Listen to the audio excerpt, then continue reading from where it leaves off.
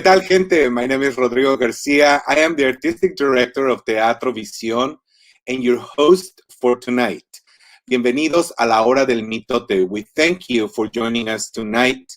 La Hora del Mitote se transmite cada viernes a las 7 de la noche por nuestras páginas de Facebook y en nuestro canal de YouTube. We invite you. We want to make this a participatory moment. So we invite you to participate by sending us your questions and comments and corazoncitos and everything that you want to send us. I would like to start off by acknowledging that we are guests here on the ancestral homeland of the Muwekma Ohlone people who continue to live and thrive in our local community today. Me gustaría comenzar reconociendo que somos huéspedes aquí en la tierra ancestral del pueblo Muwekma Ohlone que continúa viviendo y prosperando en nuestra comunidad local hoy. And tonight, like every night, I just feel so lucky every time I'm hosting La Hora del Mitote because I get to talk to the most amazing people. Tonight we have Carla Pantoja, who is a union actor and a certified stage combat instructor, among many other wonderful things. The wonderful Sarita Ocón, award-winning actor, producer, and community activist. Y mi hermano, Gendell Hing-Hernandez, a great, amazing actor, director, and instructor. So thank you very much, folks, for making time to be with us tonight. And thank you. This is the second part of our Plática con los Veteranos. Thank you. It was a joy last time we worked together. So thank you, thank you, thank you. So let's just do a quick checking. What has happened since last time we saw each other here on La Hora del Mitote? Who would like to start? Whoa. Como un caballero, no, yo prefiero que las señoras primero, ¿no? Tiene súper interesante y no, siempre hay que dar paso. No es por nada, pero los hombres siempre estamos metiéndonos, hablando, mansplaining y todo eso, así que hay que dar paso, caballeros, hay que dar paso. Señoritas, por favor.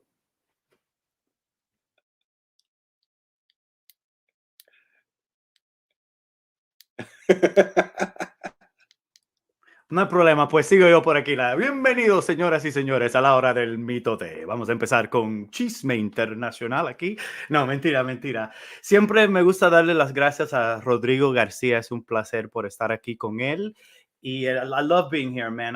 Thank you for inviting us and being a part of this. And I love seeing my homies and being able to share. You know, it's just always such a pleasure. I said I wouldn't go first, and look at that. I'm stepping back.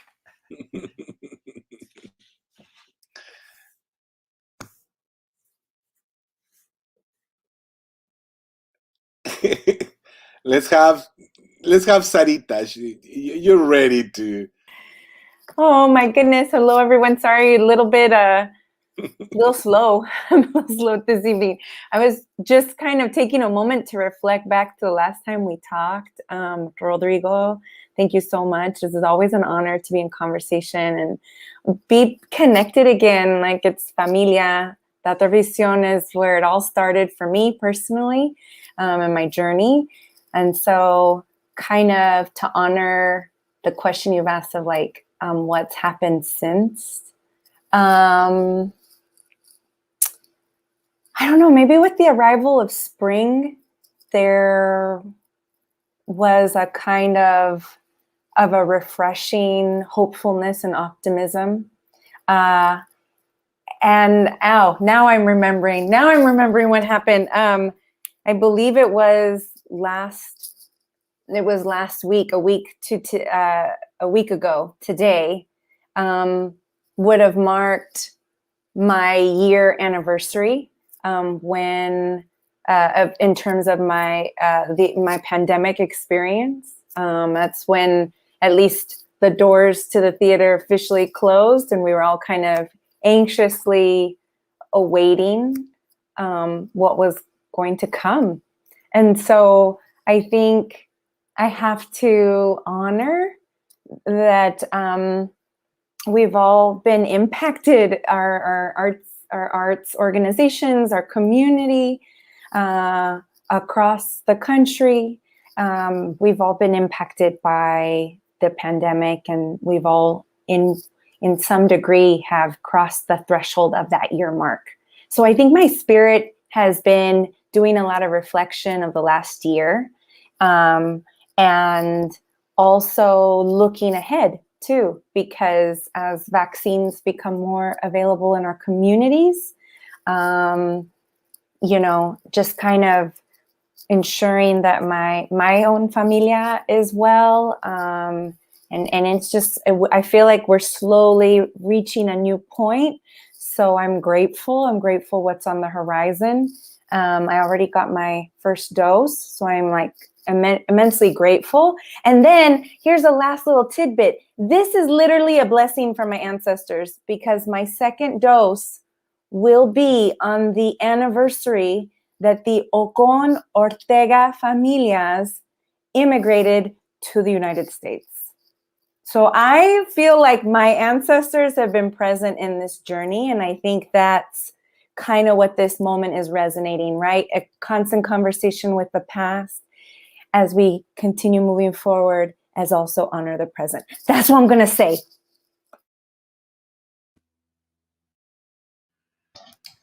Carla. Yes. I just Go.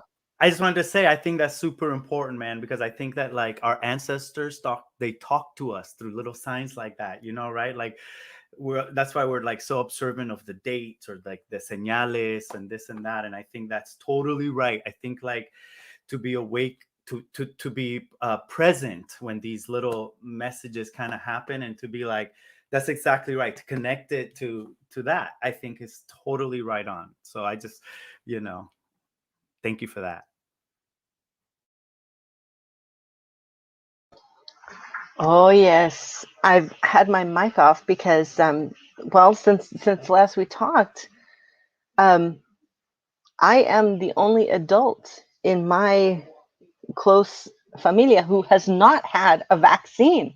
But they're everybody's over here. We're having night 2 of pozole. It's like, but it's wonderful. We're all inside. We're all eating. It's lovely. It's, coming together and reunion to me is like one of this year's words of re-embracing, coming together, community. Oh yes, Sarita, I am feeling that that year mark, of wow, where was I? Did I do that? Was I really at this place, and was it a dream? So it's also taking that in stride and thinking about, there's a little grief, but just like with spring and winter, things go under, but new things spring up, and there's a change in a rhythm to seasons, and we're still here, something else that I've been thinking about, especially this week, right? How can we in our community show up for our brothers and sisters in the Asian community? And, how can we step up and say, we're all in the same neighborhoods. We're all in community. And how do we support each other? Because that's how we be that's how we be strong. That's how we are strong. Absolutely. Thank you for mentioning it. I was reading this week, in the anniversary of the shelter-in-place order.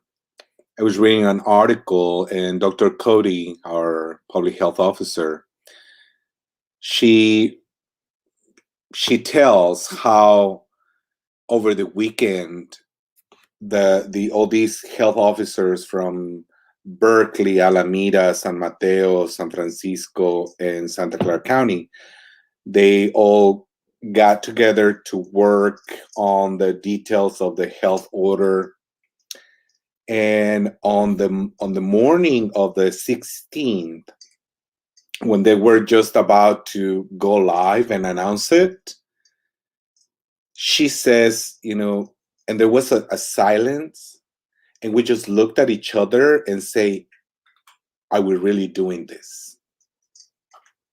And I can just imagine, I mean, when I was at work and we saw the press event and they announced it, I just felt some very weird sensation in my body, because even though we were told that it was temporary for just a few weeks, there was a feeling that there was more to come.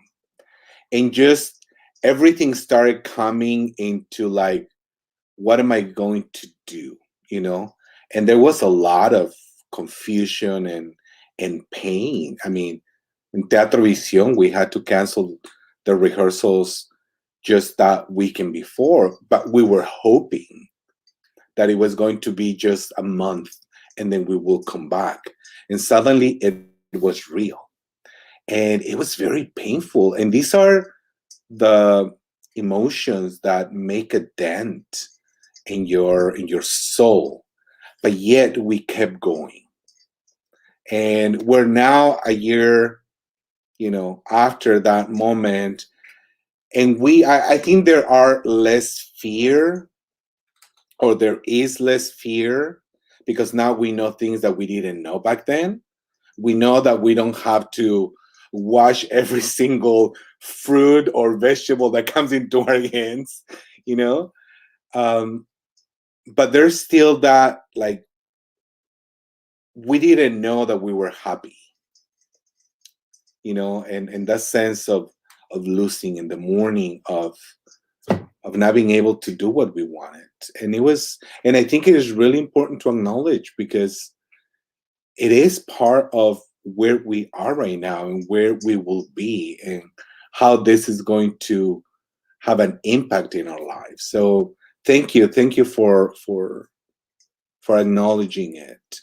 And I think there is so much, you said it, Carla, on what can we do and how can we show our solidarity and our support, and how can we take action to dismantle this white terrorism that is affecting right now our API brothers and sisters. I mean, and we need an immediate response.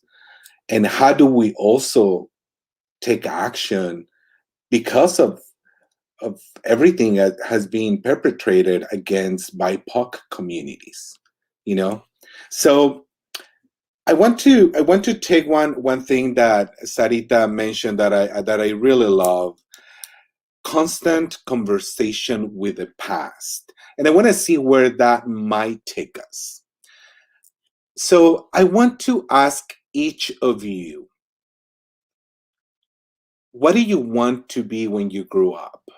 And follow to that is, did you ever imagine you were going to be who you are right now? And I know that this is probably a crazy question, but I'm talking about, being an actor, being who you are as an artist right now.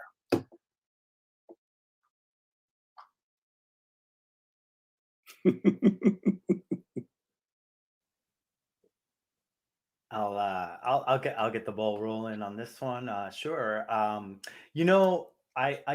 grew up in a family of theater makers, so I kind of grew up not wanting to do that.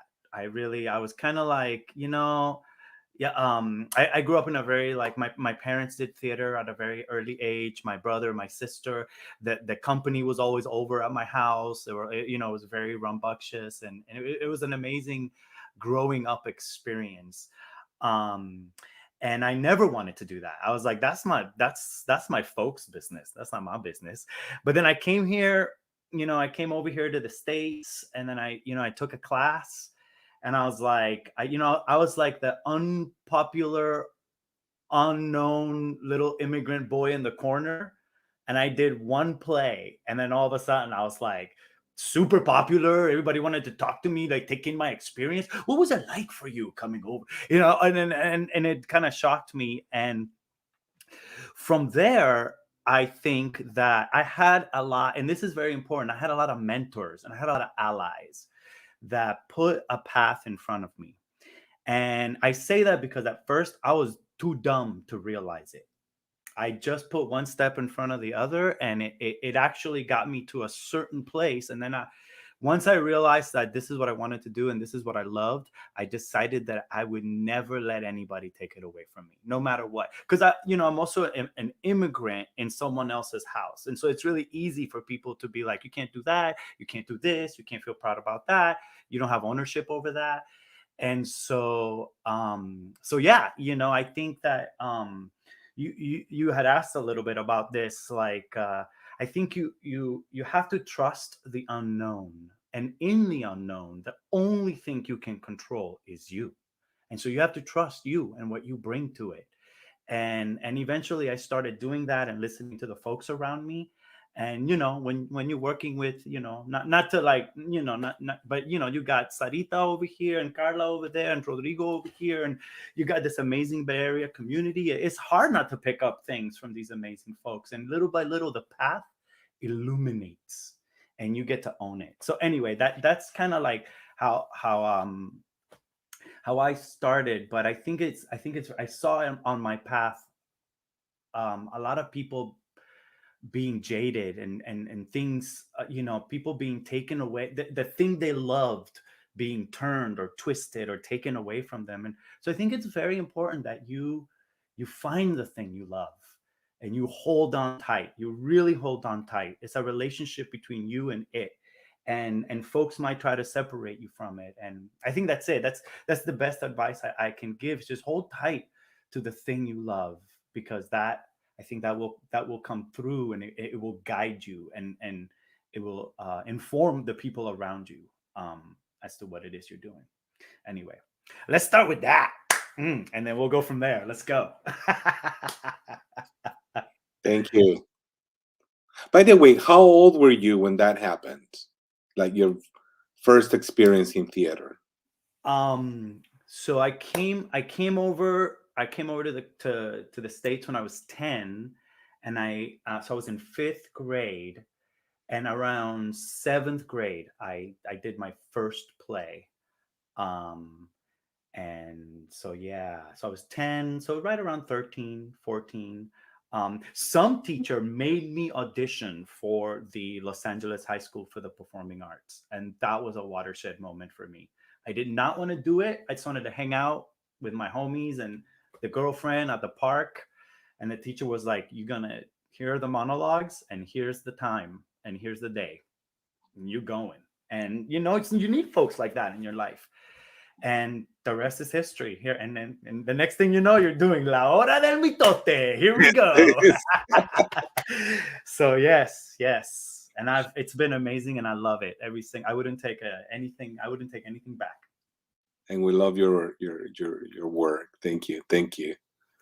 Okay, next.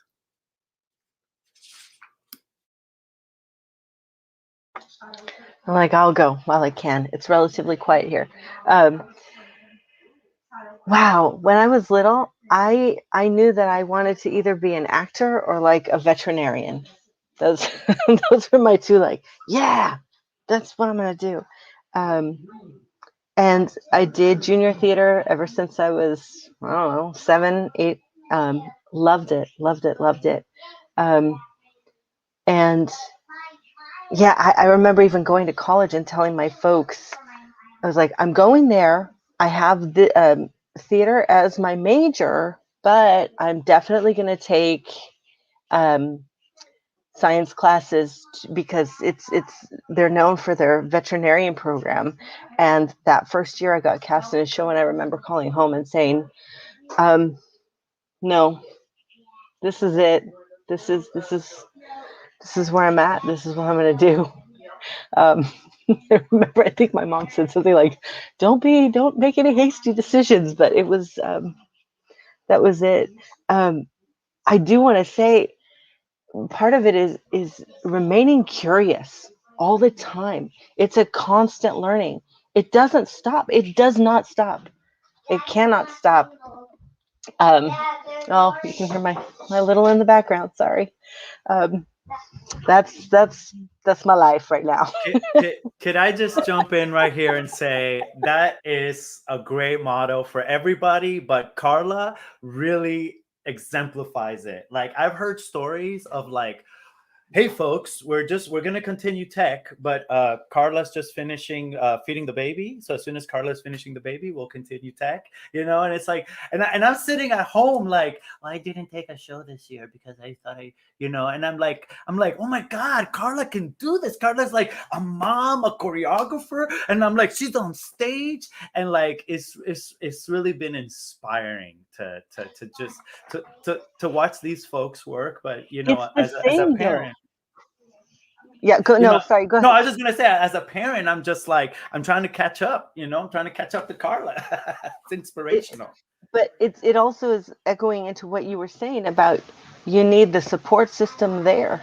You need the theater companies and the organizations and the systems and the institutions to say, oh yeah, you're human. Huh. Oh yeah. Okay. Come on, bring your baby. I feel like some of the folks that have really excelled in their career have been the generous ones in my life that have really, I remember Erin, who is at OSF, I was doing fights, and my littlest, I brought her in a car carrier, and I'm working on fights, and to keep her calm, he's like rocking her in the car seat, you know. I remember bringing my oldest to work at Teatro Visión, and he's crawling around, you know, and that's where we can be welcoming. What was I going to say? But it's about staying curious and always willing to learn something. And something that you were saying, G, that I was like, oh yes, like don't let anyone take your joy. Part of it, for me anyway, is about knowing, kind of going back to those seasons. There's going to be times when the system and the whole thing drags you down. How do you keep your little spark, your little flame of love, your passion safe, and hold on to it and know, okay, it's stormy outside and I can't go outside because this is going to blow out, but I'm going to hold it safe until I can just let my light shine and let that fire burn out for all to see. Sometimes it's about taking care of yourself and taking a step back. And sometimes with, you know, being a parent too, sometimes it's like, you know, I need to sit back a little bit so that I can bring my full self to my next project. Thank you. I definitely would agree with Gendell that what you do is, you know, it's very inspiring. So thank you for being such a great example. It's so dope. Oh my gosh. You guys are making me remember so many things. So I think, this revisit of the past, little Sarita, that's like little, huh? Sarita, basically, she was into a lot of things. I would say I had a passion for science as well as the arts. I wanted to be an astronaut at one point. I wanted to be a marine biologist. I was definitely like the adventure kind of spirit. And then as I got older, I think partly due to whatever resources I had at my public school system. So I think the sciences started to weaken in terms of those resources in the classroom. And that just allowed then for more of my artistic sides to flourish. I was very big into painting, as well as, storytelling in some capacity. And I actually joined a professional children's theater company when I was in like junior high, freshman year of high school. And so I was already kind of putting myself on an accelerated path of being a storyteller. And I guess the piece that I want to add is that your path for any young people in our community, your path may look non-traditional. It may not be like anyone else's. And what I mean by that is I did try to, I applied when it came to college.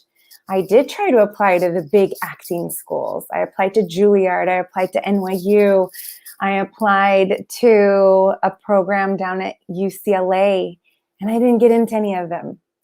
And I still got my college degree. And because I did not have mentors around me at that time, I just figured, oh my God, well, that's it. Okay, onward. I'll just keep focusing on my science track. I ended up, I went to Stanford University here in the Bay Area. And there were some veteranas that were looking out for me, and I just didn't know it. And it was Alma Martinez, Sheri Moraga. But I was still like, okay, I'm not doing these. That's not my path. I ended up doing like social science research. I was studying comparative studies in race and ethnicity. I was diving into community work. I was looking at public policy. All of this is important because fast forward, I graduate from college and I'm kind of trying to become a painter. I don't know quite where my footing is. Another veterana from our community, Vivi Scolombetti, was also one that was looking out after me. And I don't know how, and this is how the universe works in divine ways. I get a call that Teatro Visión would like to have me audition for something. And I remember at that time feeling very, very lost. I was maybe 24, 25.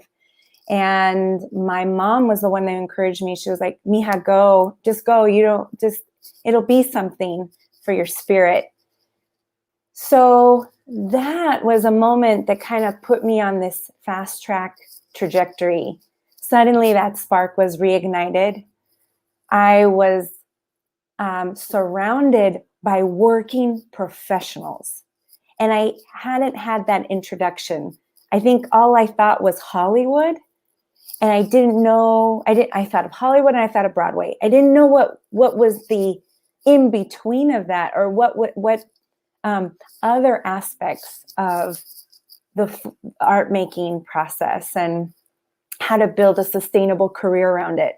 So I caught the bug at Teatro Visión, got many more mentors. I feel like I have like the mentorship just expanded. Wilma Bonet became a deep, deep mentor of mine. Is also a veterana of Teatro Visión. Rodrigo, we got to do many projects with Wilma and Gendell and Carla. I mean, we're all connected, right?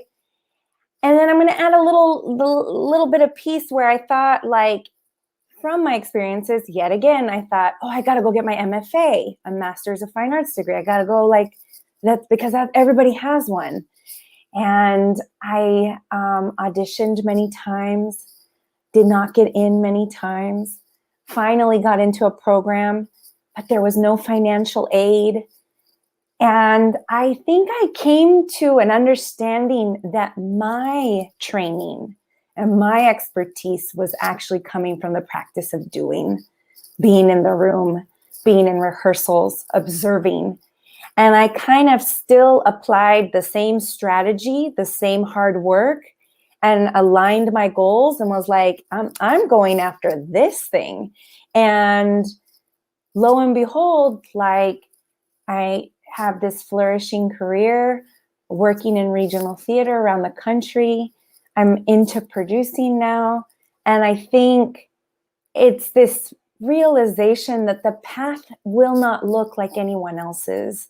And so I just encourage all the young folk, I encourage our community. And also, you can be 30, you could be 40 and discover this passion and go for it.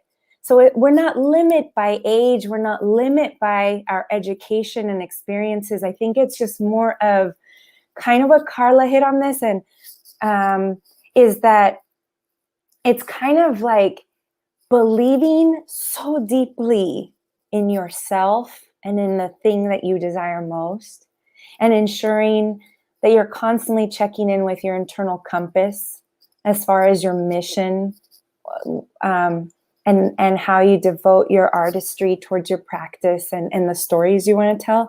Because I can now look back on my life and go, oh, that play happened for a reason, and that was divine intervention, and that was sent by the universe in a kind of magical way, you know. And I deeply believe in that kind of brujeria, you know, of like being tapped into your source, right?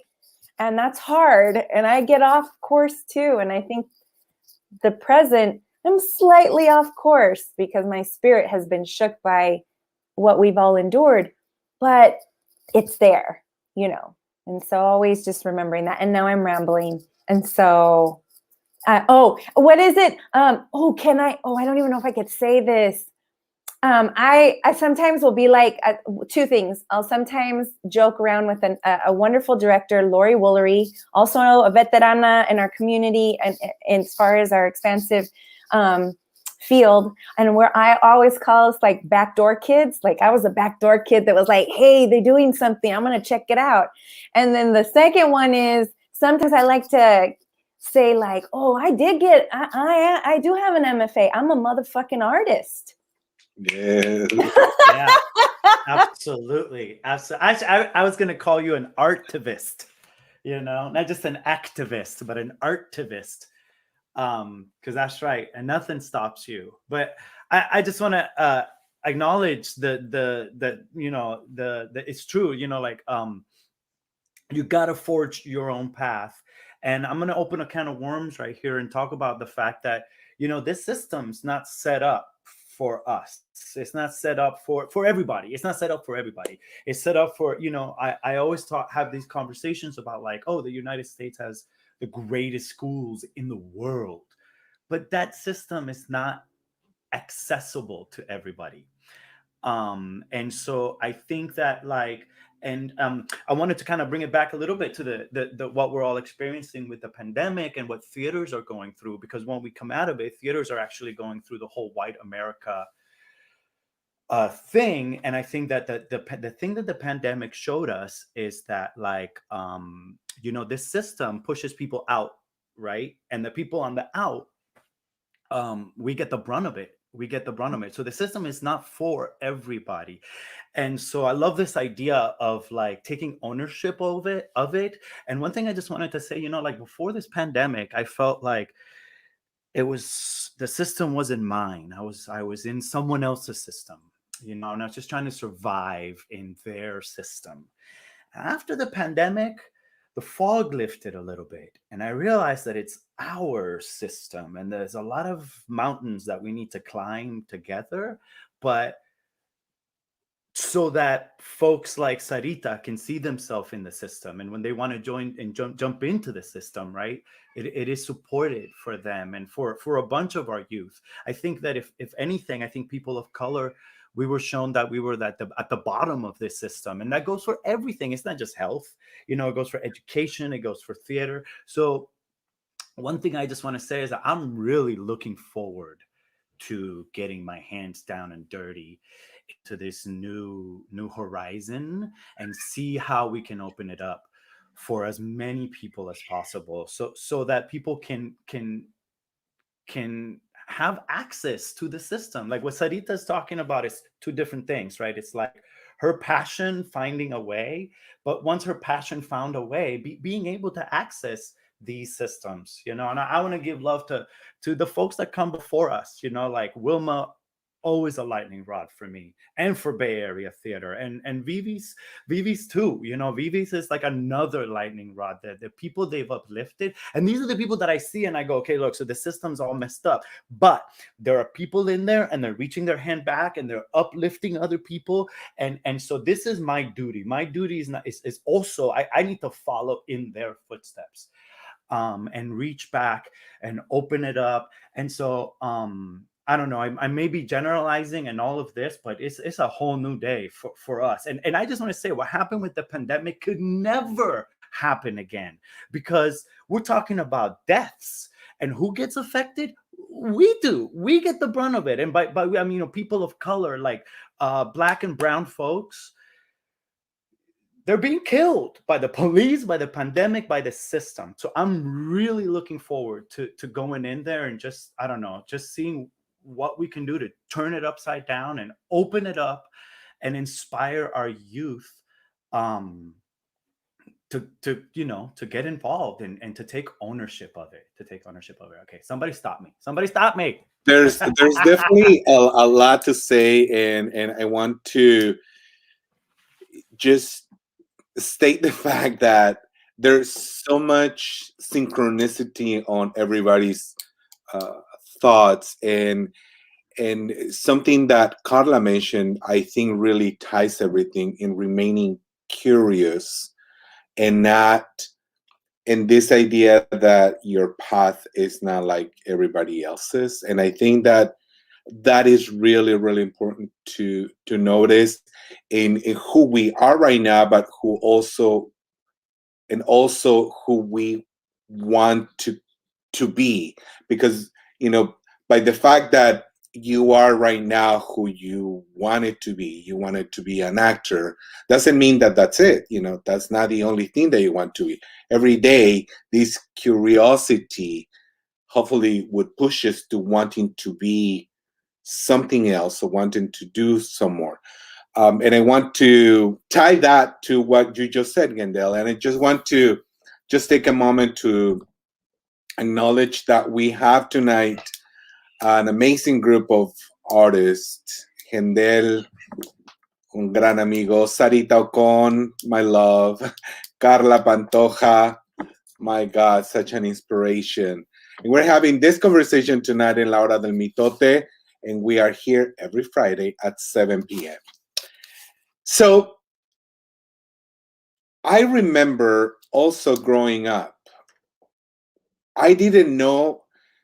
In school, they do some, particularly in 6th grade, when you go into middle school, at least in Mexico, you have to know which career you want to follow, because that depends on what classes you're going to take or start taking in middle school. So we had this test, how do they call it? Vocational test or something, you know, where you just click like, I like this, I like that, and then they give you an idea of what careers you could follow. And for me, 2 came up. One was going to be a social worker or an actor. An actor felt more right to me, but I didn't know that acting was a career.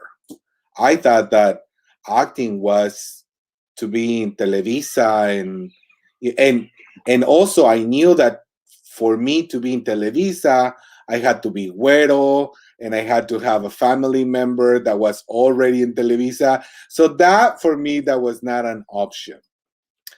Time passes, I become an actor, but also by being in theater, I discovered that there is more than just the stage.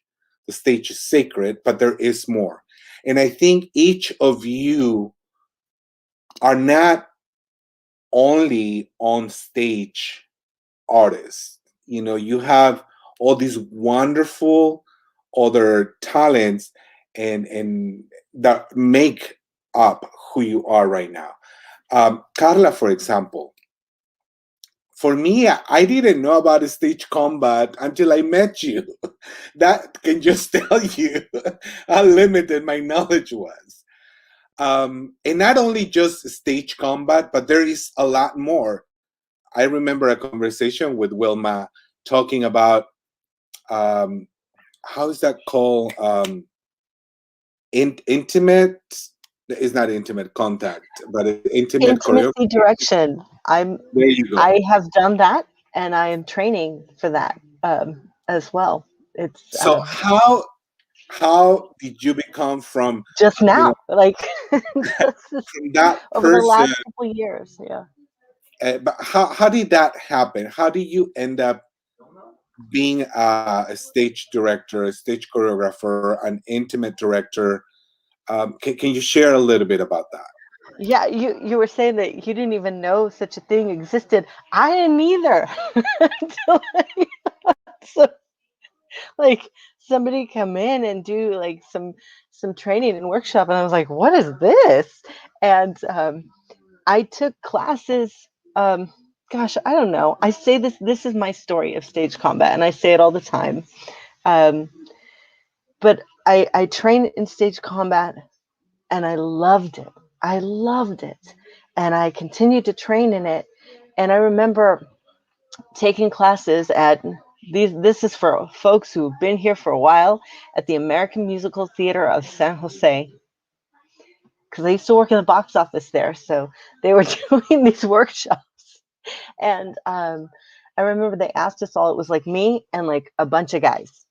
And I remember them asking, why are you here? What do you think you're going to get out of this? To the entire group. And I remember saying, I don't think I'll ever use this because women never get to fight.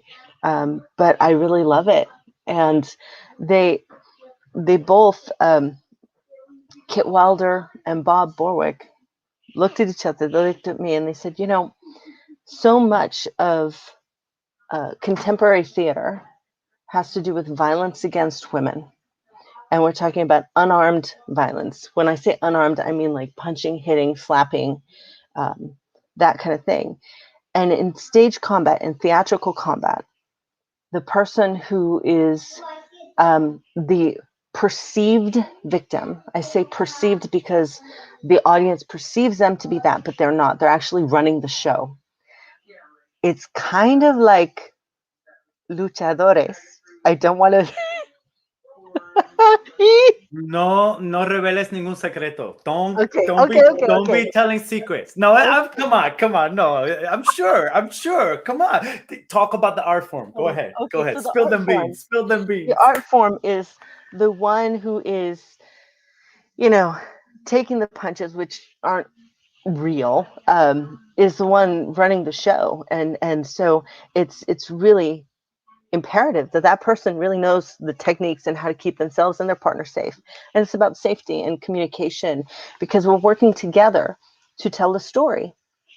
And I kept training, and I kind of got thrown into being a fight choreographer for an all-female Shakespeare company. And I continued to train, and I got my certification. And then what came from there is, as I said before, especially, I don't know, there was so many contemporary theater pieces have to do with violence against women. And a lot of times there are sexual assaults as well. And so it became almost a quasi specialty of mine to be called in to work these moments of violence out. And my job as a fight director is, I see that as my duty, is to take the actors on the journey from point A to point B safely, mentally, physically, because in theater, we do our own stunts. And so I want to make sure that folks come in clean and go out clean. They don't take this trauma home with them. And it wasn't until recently, really, with the Me Too movement, that folks are like, wait, we have fight directors who are teaching people how to slap and punch, but we don't have intimacy directors who are helping keep boundaries and keep our actors safe.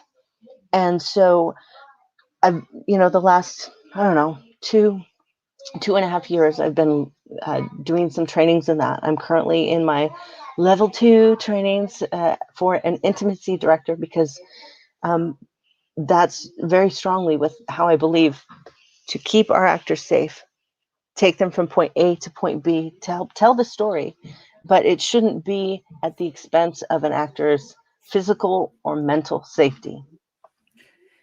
That's it. Thank you.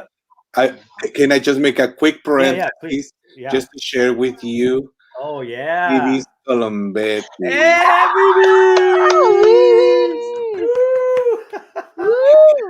You see the uproar that you caused, Vivi.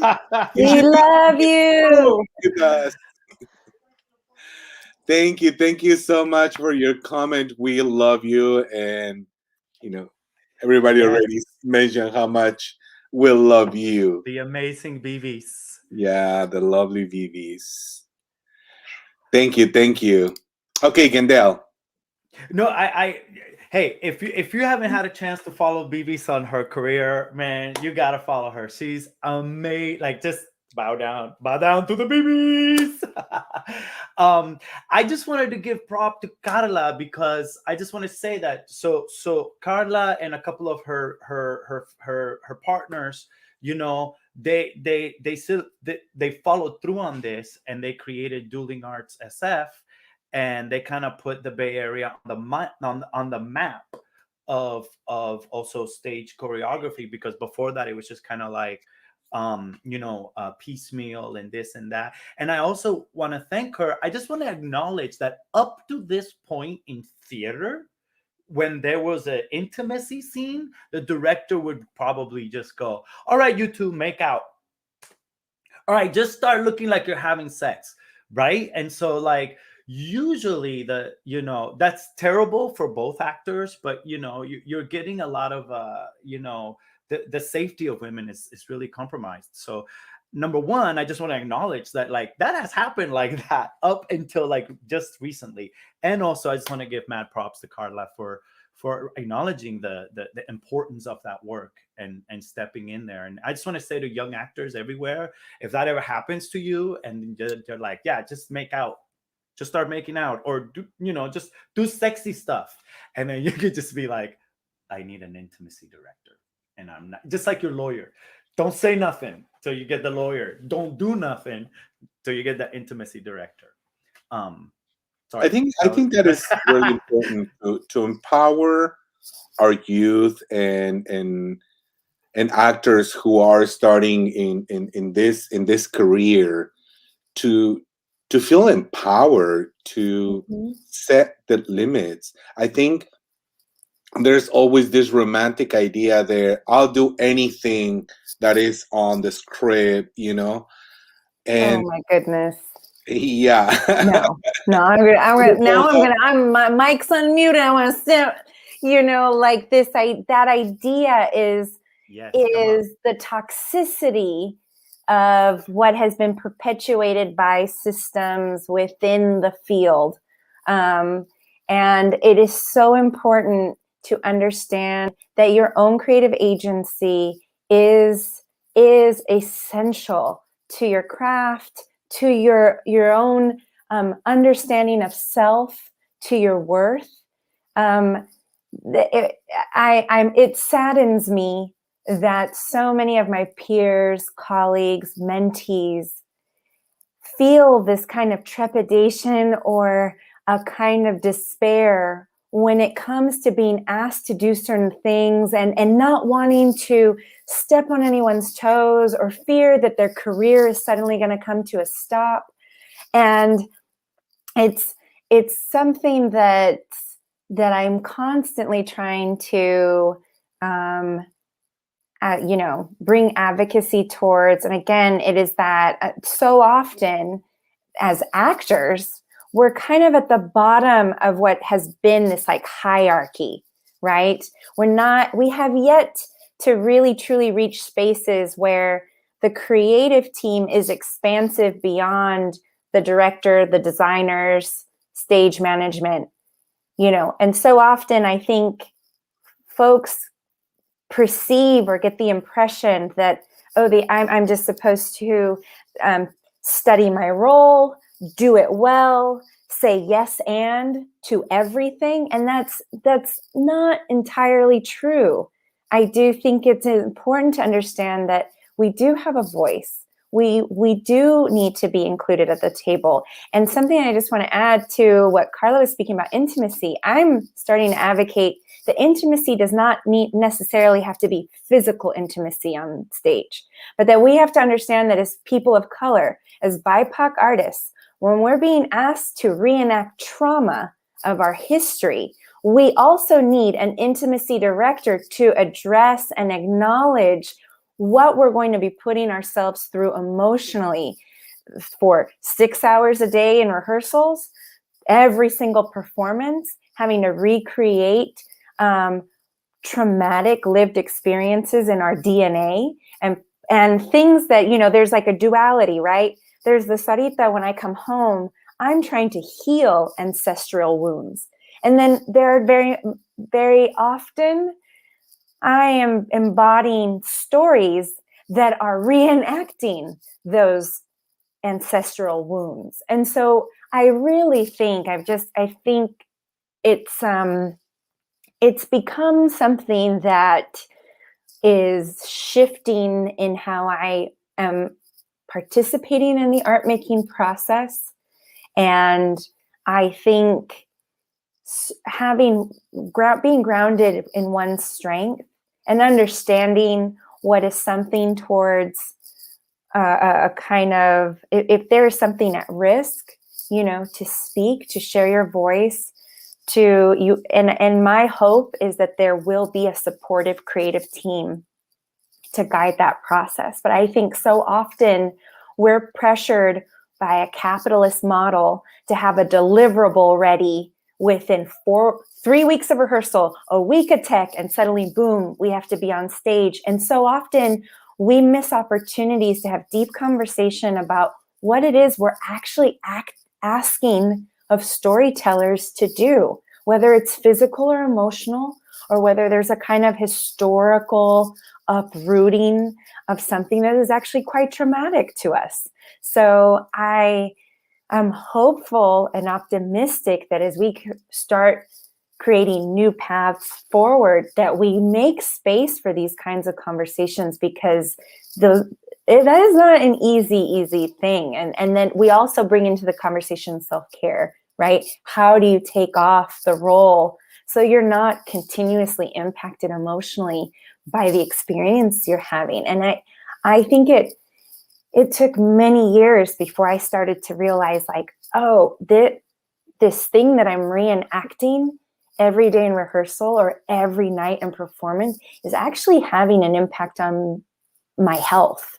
So how do I take care of myself in that process? So, yeah. And I think this relates to what Gendell was saying about the systems, right? That the systems are not that welcoming or appropriate for us. I mean, we're talking about in this whole conversations about intimacy. How do we portray it?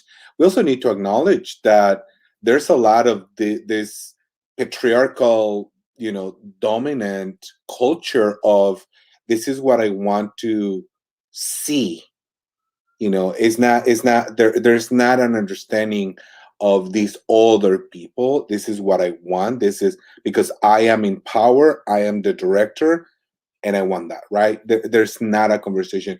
There is not an invitation for the other participants to define how this piece is going to flow. So thank you very much.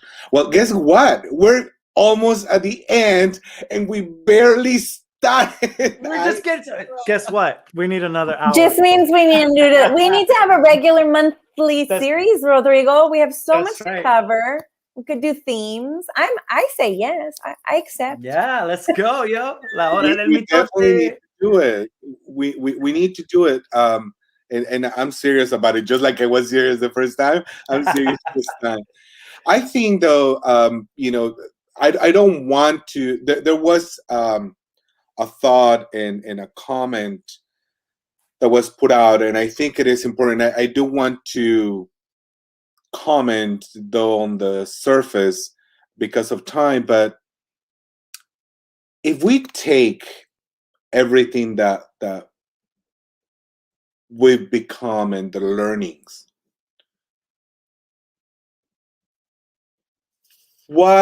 how do you see we can apply this to create action? And right now, the most immediate event is the violence against our brothers and sisters of the AAPI community. But this is not an isolated event.